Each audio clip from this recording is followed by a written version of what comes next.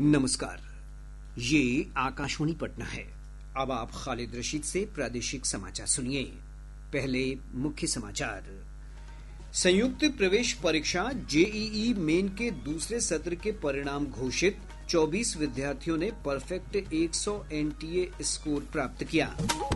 Online booking धोखाधड़ी को लेकर केंद्रीय गृह मंत्रालय ने सार्वजनिक चेतावनी जारी की। 2000 रुपए से अधिक के यूपीआई लेन देन पर जीएसटी लगाने से जुड़ी खबर को केंद्र सरकार ने झूठा, भ्रामक और निराधार बताया। और पश्चिमी विक्षोभ की सक्रियता में कमी से प्रदेश के अधिकांश भागों में तापमान में बढ़ोतरी। अब समाचार विस्तार से। राष्ट्रीय परीक्षा एजेंसी एनटीए ने आज संयुक्त प्रवेश परीक्षा जेईई मेन 2025 के दूसरे सत्र का परिणाम जारी कर दिया है। इस बार कुल 24 विद्यार्थियों ने 100 का परफेक्ट एनटीए स्कोर प्राप्त किया है। सर्वाधिक अंक प्राप्त करने वालों में राजस्थान के मोहम्मद अनस और आयुष सिंघल, दिल्ली के दक्ष तथा हर्ष झा, पश्चिम बंगाल के देवदत्त मांझी और महाराष्ट्र के आयुष रवि चौधरी शामिल हैं।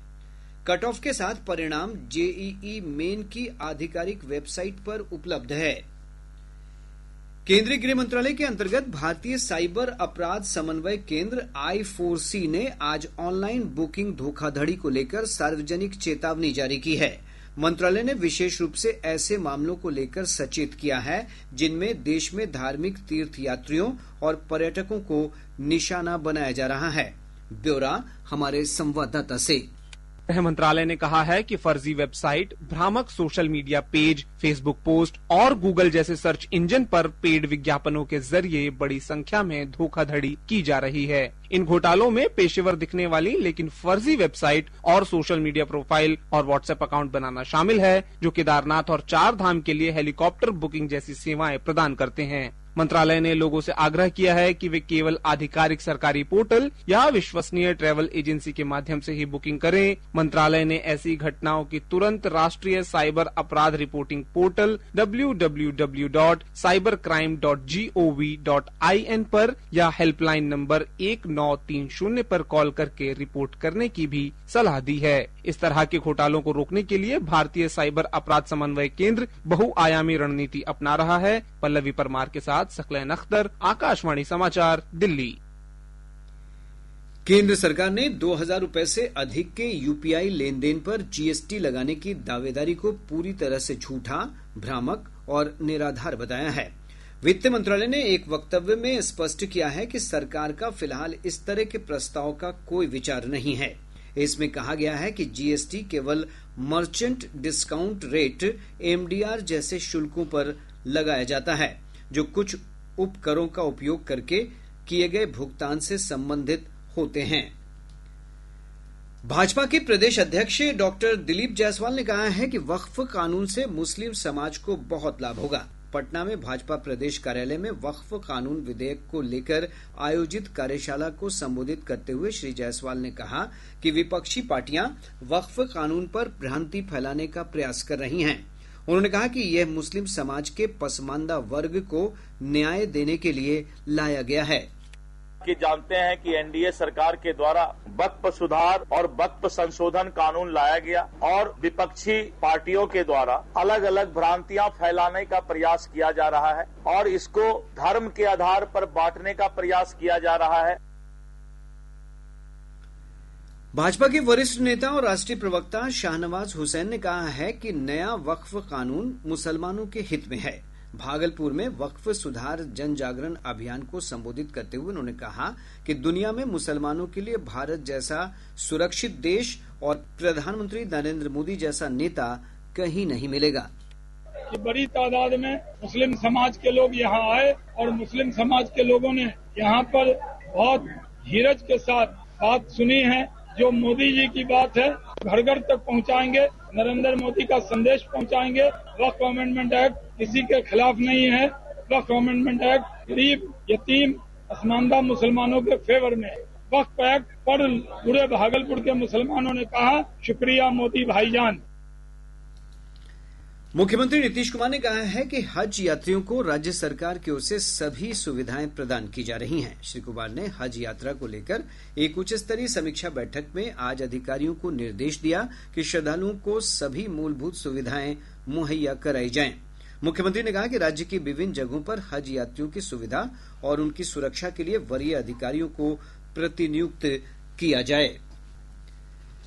राजद के वरिष्ठ नेता और विधानसभा में नेता प्रतिपक्ष तेजस्वी प्रसाद यादव ने आरोप लगाया है कि राज्य की जनता भ्रष्टाचार और बढ़ते अपराध से त्रस्त है। श्री यादव ने पटना में संवाददाताओं से बातचीत करते हुए कहा कि अपराधियों में कानून का भय समाप्त हो गया है। भ्रष्टाचार का ये आलम है बिहार में, इंस्टीट्यूशनल करप्शन, ऑर्गेनाइज्ड करप्शन और रिटेल करप्शन सभी रिकॉर्ड जो है तोड़ चुका है। जनता के ऊपर से लेकर नीचे तक अनियंत्रित भ्रष्टाचार। जदयू और भाजपा ने एक स्वर में राजद नेता के बयान की निंदा की है। भाजपा के वरिष्ठ नेता और उप मुख्यमंत्री विजय कुमार सिन्हा ने कहा कि भ्रष्टाचार की गंगोत्री में स्नान करने वाले राजद और महागठबंधन के नेता हास्यास्पद बयान दे रहे हैं। उन्होंने कहा कि शायद राजद नेता चारा घोटाला, जमीन के बदले नौकरी घोटाला समेत अन्य घोटालों में अदालती कार्रवाई को भूल रहे हैं। आरसीडी में एक्स्ट्रा कैरे 26 करोड़ रुपया जो दिया गया उस पर चुप क्यों है? जितने एस्टीमेट और प्राकलन बने, पथ निर्माण मंत्री के नाते विजय सिन्हा ने कई जांच करवाया है। ओपीआरएमसी के अंदर बिना काम किए पैसा निकला, सब ठेकेदार उन्हीं से जुड़े हुए कैसे थे? वहीं जदयू के कार्यकारी अध्यक्ष संजय कुमार झा ने कहा कि तेजस्वी प्रसाद यादव को पहले स्वयं के और अपनी पार्टी के नेताओं के भ्रष्टाचार पर बयान देना चाहिए। पटना में संवाददाताओं से बातचीत करते हुए श्री झा ने कहा कि डबल इंजन सरकार से बिहार को काफी फायदा हो रहा है और लोग नहीं चाहते कि इसमें कोई बदलाव हो। उन्होंने विपक्ष पर भ्रष्टाचार के नाम पर लोगों में भ्रम फैलाने का आरोप भी लगाया। बिहार में नीतीश कुमार जी के नेतृत्व में सरकार चल रही है और 25 में भी उनके नेतृत्व में एनडीए चुनाव लड़ेगी और यहाँ पर जो लोग, मैंने पहले भी कहा था, डबल इंजन के सरकार का जो बिहार का फायदा हो रहा है उसको लोग किसी हाल में मिस नहीं करना चाहते। प्रादेशिक समाचार आप आकाशवाणी पटना से सुन रहे हैं। ताजा समाचारों के लिए आप हमारे एक्स हैंडल AIR_News_ पटना पर जा सकते हैं। पश्चिमी विक्षोभ की सक्रियता में कमी आने से प्रदेश में एक बार फिर अधिकतम और न्यूनतम तापमान में बढ़ोतरी का सिलसिला शुरू हो गया है।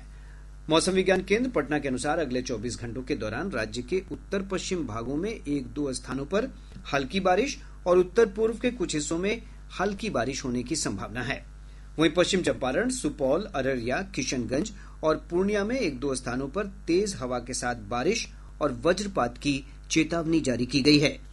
अगले 24 घंटों के दौरान राज्य के उत्तर पश्चिम भाग के 1-2 स्थानों एवं उत्तर पूर्व भाग के कुछ स्थानों पर हल्की वर्षा होने की संभावना है एवं पश्चिमी चंपारण, सुपौल, अररिया, किशनगंज और पूर्णिया के 1 या 2 स्थानों में मेघ गर्जन, वज्रपात और तेज हवा 30 से 40 किलोमीटर घंटा की गति से चलने की संभावना है। अगले 4 दिनों के दौरान राज्य के अधिकांश स्थानों के अधिकतम तापमान में 4 से 6 डिग्री सेल्सियस की क्रमिक वृद्धि होने की संभावना है।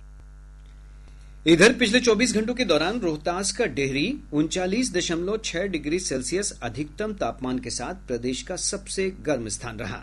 राजधानी पटना का अधिकतम तापमान 29.1 डिग्री सेल्सियस रिकॉर्ड किया गया। खगड़िया के सांसद राजेश वर्मा ने असमय बारिश और तूफान से हुई फसल क्षति को लेकर मुख्यमंत्री नीतीश कुमार को पत्र लिखकर किसानों को राहत दिए जाने का अनुरोध किया है। श्री वर्मा ने फसलों को हुए नुकसान का सर्वेक्षण कराने और फसल क्षति का उचित मुआवजा दिए जाने का आग्रह भी किया। आज विश्व लीवर दिवस है। दुनिया भर में यकृत की बीमारी के बारे में जागरूकता बढ़ाने को लेकर यह दिवस मनाया जाता है। इस अवसर पर प्रदेश में कई कार्यक्रम आयोजित किए गए। इस दौरान लोगों को लीवर की बीमारी से बचने के लिए तैलीय और चिकनाई वाले खाद्य पदार्थों से दूर रहने और स्वस्थ जीवन शैली अपनाने की सलाह दी गई। केंद्रीय गृह मंत्री अमित शाह ने कहा है कि सरकार देश में स्वास्थ्य देखभाल के लिए समग्र दृष्टिकोण के साथ काम कर रही है। श्री शाह ने विश्व लीवर दिवस के उपलक्ष्य में नई दिल्ली में यकृत और पित्त विज्ञान संस्थान द्वारा आयोजित स्वस्थ लीवर स्वस्थ भारत कार्यक्रम को संबोधित करते हुए ये बात कही। श्री शाह ने कहा कि प्रधानमंत्री नरेंद्र मोदी के नेतृत्व में पिछले 11 वर्षों में स्वास्थ्य ढांचे में उल्लेखनीय प्रगति हुई है। 2014 में देश में 7 एम्स थे, आज 23 है। मेडिकल कॉलेज 387 थे, आज 780 है। एमबीबीएस की सीटें 2014 में 51,000 थी, आज 1,18,000 है और 75,000 और बढ़ने जा रही है। और ये सब धन के बगैर नहीं होता है। 2014 में हमारा स्वास्थ्य का बजट 37,000 करोड़ था, आज 1,27,000 करोड़ रुपया। लोगों में लीवर के रोग के बारे में जागरूकता बढ़ाने के महत्व पर प्रकाश डालते हुए श्री अमित शाह ने अच्छे स्वास्थ्य को बनाए रखने के लिए पौष्टिक आहार, पर्याप्त नींद और नियमित व्यायाम पर विशेष बल दिया। विश्व यकृत दिन पर भी मैं देश भर के विशेषकर सभी युवाओं को, जिनको अभी 40-50 साल तक अपना जीवन व्यतीत करना है, इस देश के विकास में योगदान देना है, वो युवाओं को मैं जरूर कहना चाहूंगा कि अपने शरीर के लिए 2 घंटा और दिमाग के लिए कम से कम 6 घंटे की नींद एक बार रिजर्व कर लीजिए, अनेक गुना उपयोगिता इसकी बढ़ जाएगी। प्रधानमंत्री नरेंद्र मोदी 4 मई को पटना में खेलो इंडिया यूथ गेम्स 2025 का उद्घाटन करेंगे। खेल मंत्री सुरेंद्र मेहता ने कहा है कि 4 मई से 15 मई तक चलने वाले विभिन्न खेलों में 10,000 से अधिक खिलाड़ी भाग लेंगे। खेलो इंडिया यूथ गेम्स का आयोजन किया गया और कुल 28 खेल विद्याओं का प्रदर्शन प्रतिभागी भाग लेंगे करेंगे और 4 मई से 15 मई तक इसका आयोजन है। 4 मई को आदरणीय प्रधानमंत्री श्री नरेंद्र मोदी जी के द्वारा पटना में इसका विधिवत उद्घाटन होगा। 10,000 से ज्यादा प्रतिभागी भाग ले रहे हैं 5 जिलों के अंदर, जिसमें बेगूसराय, भागलपुर, पटना, नालंदा और गया है। राष्ट्रपति द्रौपदी मुर्मू, उपराष्ट्रपति जगदीप धनखड़, राज्यपाल आरिफ मोहम्मद खां और मुख्यमंत्री नीतीश कुमार ने ईस्टर की पूर्व संध्या पर देश और विदेश में रहने वाले ईसाई समुदाय के लोगों सहित सभी नागरिकों को शुभकामनाएं दी हैं। बक्सर के जिलाधिकारी अंशुल अग्रवाल ने कहा है कि पराली जलाने वाले किसानों के खिलाफ कार्रवाई की जाएगी। श्री अग्रवाल ने अग्नि सुरक्षा सप्ताह के तहत आयोजित एक संगोष्ठी में यह बात कही। और अब अंत में मुख्य समाचार एक बार फिर।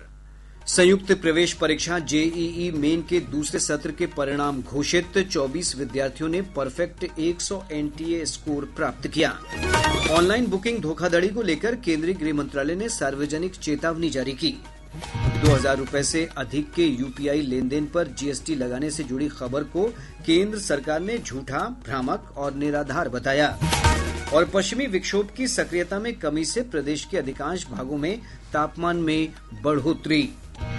इसके साथ ही आकाशवाणी पटना से प्रसारित प्रादेशिक समाचार का ये अंक समाप्त हुआ।